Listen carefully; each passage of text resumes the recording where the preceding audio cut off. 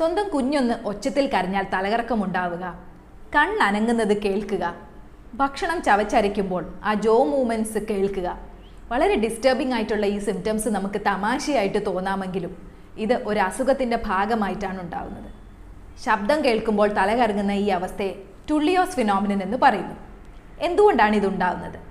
നമ്മുടെ ചെവിയുടെ ഉള്ളിൽ ബാലൻസിന് സഹായിക്കുന്ന 3 സെമി സർക്കുലർ കനാലുകളുണ്ട്.